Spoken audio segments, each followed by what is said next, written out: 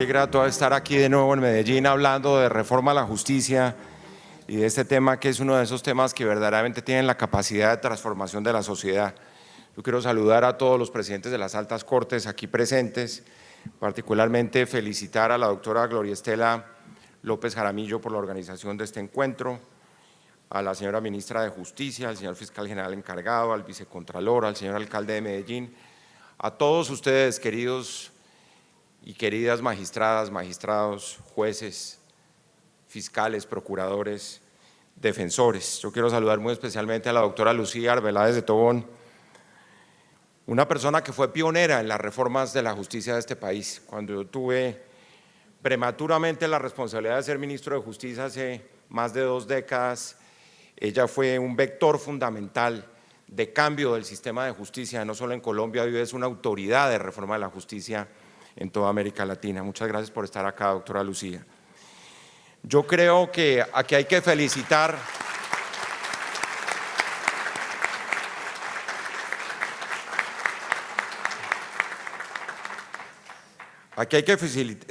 y decir con orgullo que tener a la rama judicial de Colombia, al Poder Judicial de este país, a su Consejo Superior de la Judicatura, a la Corte, en este encuentro, es una muestra de cómo evolucionan bien las cosas en Colombia. Y lo digo particularmente porque tomarse en serio la lucha por la igualdad de género es dar un paso muy adelante.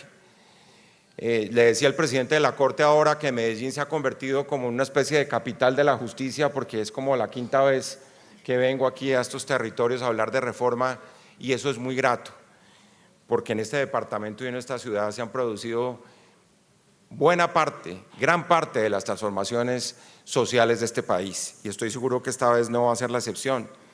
Y estamos en un poder judicial que tiene el privilegio de tener una mujer frente al Ministerio de Justicia, que tiene el privilegio de tener a 2 mujeres al frente de las altas cortes, y eso no es un logro menor. Pensar en lo que trajo la Constitución del 91,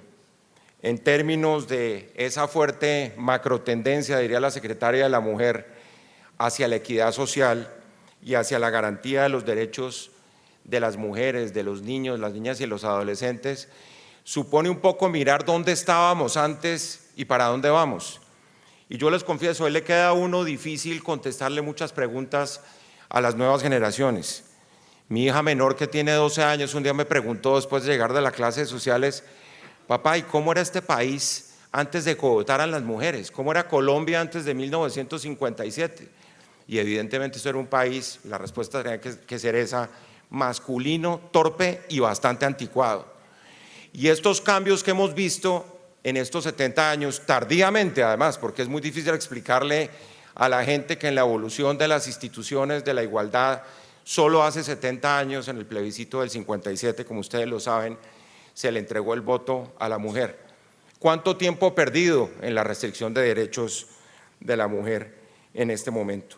Y eso lo digo particularmente porque, como aquí se ha dicho, esto es un país que tiene que comenzar a cerrar brechas. Y no solo hacer reconocimientos retóricos de lo que hemos logrado, porque en el fondo hemos logrado muy poco, eso es lo primero que hay que decir. Y lo que hemos logrado tiene que traducirse en abrir espacios en temas de participación política, económica y social, en temas de voz, en temas de derechos y, por supuesto, en temas de participación. Esto ha sido una falla estructural, casi sísmica, de nuestro sistema político, con todas las implicaciones que ha tenido sobre el sistema de justicia. Y por eso es precisamente en el sistema de justicia el lugar más adecuado y más idóneo para dar todas estas batallas contra la discriminación y contra la iniquidad.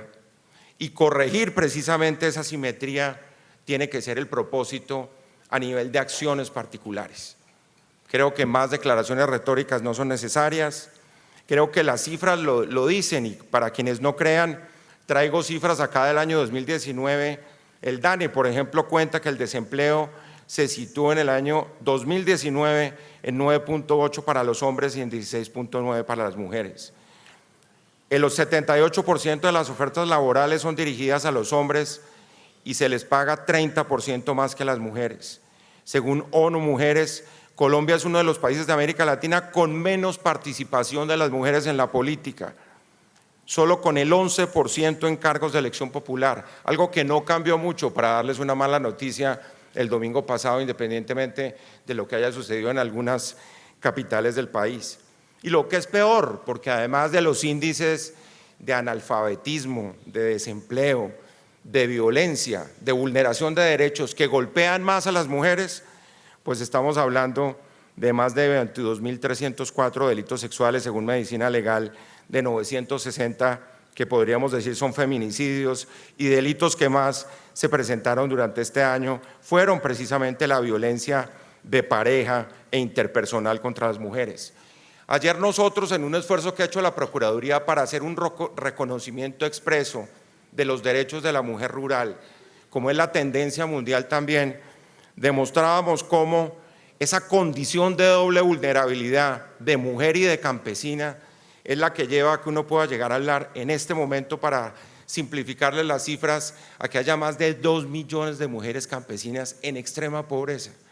Lo que sí ameritaría, por supuesto, de entrada, por esa sola cifra, tener un enfoque diferencial y de protección de derechos para la mujer rural. Por eso es que hay que felicitar precisamente este momento y la forma como este, que es uno de los verdaderos temas de futuro del país, que ni polariza ni que divide, sino que nos tiene que unir a todos, tiene que estar cifrado alrededor de las acciones de la justicia, porque creo que es en la justicia donde están las verdaderas acciones de transformación de política pública para tener una visión y realidades concretas transformadas hacia adelante. Pensar en la interseccionalidad, por ejemplo, en el enfoque, en cómo una persona puede estar sometida a múltiples desigualdades, además del sexo, por razones de origen, de raza, y cómo, como lo hemos concebido, y esto lo hemos discutido ampliamente con la señora ministra de Justicia, la gran reforma de la justicia que le falta a Colombia es la reforma del acceso a la justicia. Eso que es un derecho, además, ya reconocido por tantas constituciones, para que esa población históricamente vulnerada y discriminada pueda reivindicar sus derechos. Y lo que hemos encontrado, ya hemos estado en más de 6 ciudades recogiendo la opinión de la ciudadanía en esa consulta que se llama Voz por la Justicia, que llegará a Medellín además la primera semana de diciembre, ha sido en todas partes recurrentemente la necesidad de enfatizar en el enfoque de género de la reforma de la justicia. ¿Por qué? Porque jueces, procuradores, fiscales, defensores son quienes tienen la capacidad de incidir directamente mediante herramientas prácticas e inmediatas en la construcción de una sociedad igualitaria e impulsar transformaciones ya a nivel de la justicia material. Transformaciones profundas, además, que tienen que ver, para hablar de cosas concretas, como el enfoque transversal, del enfoque diferencial, además, del enfoque de género, de los derechos humanos de mujeres y niños, de los derechos económicos y sociales, porque aquí hay un componente de participación del sector privado que es fundamental para no solo quedarnos en las declaraciones retóricas o en los derechos políticos y civiles, de cómo esto tiene que reflejarse en los presupuestos, en la planeación, en el diseño de políticas públicas, en decisiones administrativas y judiciales, de cómo la formación constante de funcionarios en esta variable es un elemento esencial para que de verdad haya cambios en la sociedad, de cómo las estrategias de priorización, por ejemplo, de casos donde las víctimas sean los sujetos de protección constitucional reforzada, como los niños, niñas, adolescentes, las mujeres, los pueblos indígenas, los afros, los más vulnerables, puedan encontrar respuestas en la justicia. A estas alturas, uno se encuentra con que en esa agenda de futuro de Colombia, la que nos une y la que no nos separa, la mayoría de las acciones que se han visto en los últimos años transformando la realidad de Colombia han sido acciones presididas por decisiones judiciales. Y miren ustedes lo que se ha hecho en materia de salud, en materia de ambiente, y por supuesto lo estoy diciendo en materia de derechos de las mujeres y de los niños, niñas y adolescentes. El adecuamiento de infraestructura, algo tan elemental como eso, para garantizar el derecho a la dignidad, a la intimidad, a la privacidad de las víctimas en estos delitos en donde lamentable y torpemente somos campeones en la región, en los delitos de abuso y explotación sexual contra los menores y contra las mujeres. En la imposición de sanciones, ustedes bien lo saben, y esto parece casi inverosímil que este es un país en que se exonera de responsabilidad penal a violadores de niñas o niños de 14 y 15 años con el argumento de que ellas sedujeron al violador. Y seguimos oyendo eso en algunas decisiones que se están tomando en este país. Replantear el sistema de protección de víctimas, por ejemplo, de testigos, la urgencia de garantías de seguridad a los denunciantes en los delitos de abuso y explotación sexual, la necesidad de aumentar el número de funcionarios. Yo veía ahora a la señora directora del Instituto de Medicina Legal y digo, ¿cuántas cosas más podríamos hacer, por ejemplo, en investigación forense, si de verdad tuviéramos la voluntad política para fortalecer las jurisdicciones que tienen que ver con la familia y con los menores? Nosotros a nivel de la Procuraduría, y con esto termino, hemos adelantado algunas acciones dándole toda la prioridad, precisamente. Seguimos convencidos que la agenda de defensa y promoción de los derechos de los niños, niñas y adolescentes y de las mujeres es una de las principales prioridades de este país. Hemos comenzado a formar funcionarios en derechos humanos, precisamente, de estos colectivos tan vulnerables. Hemos estado en la construcción de lineamientos con enfoque de género en materia disciplinaria y ya hemos comenzado a producir decisiones en materia disciplinaria en este campo. En materia de intervención judicial y administrativa, las políticas públicas de género, a excepción de lo que sucede en ciudades como Medellín y en este departamento, no existen dentro de los planes de gobierno del 90% de los municipios de este país. Una alarma que nos debe llevar a solicitarle a los alcaldes y gobernadores recientemente electos a que pongan esto como prioridad dentro de sus acciones. A nivel de transformación externa, y lo sabe el señor alcalde porque fue nuestro gran socio en esa iniciativa, hemos estado en 7 audiencias contra la explotación sexual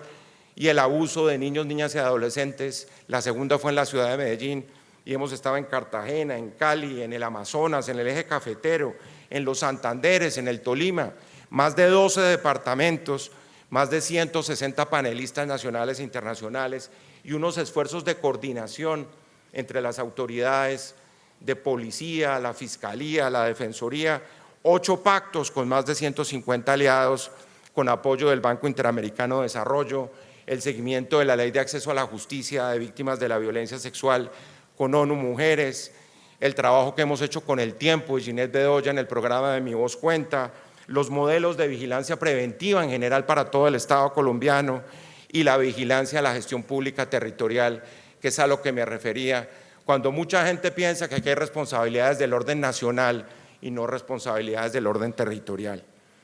Y finalmente, la iniciativa que les comentaba, que la estamos implementando y que esperamos entregar al Gobierno Nacional conjuntamente con las altas cortes, cuando termine esa consulta nacional por la justicia, en donde tenemos 32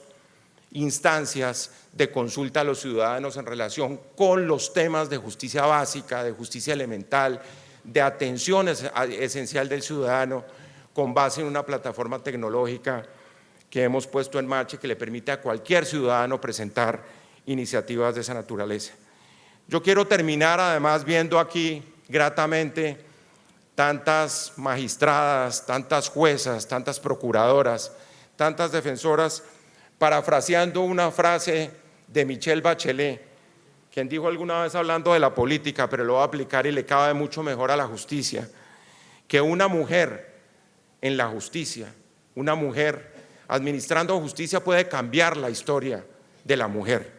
pero muchas mujeres, como es el caso de Colombia, aquí lo vemos en este auditorio, trabajando por la justicia, administrando la justicia, cambian la justicia. Muchísimas gracias.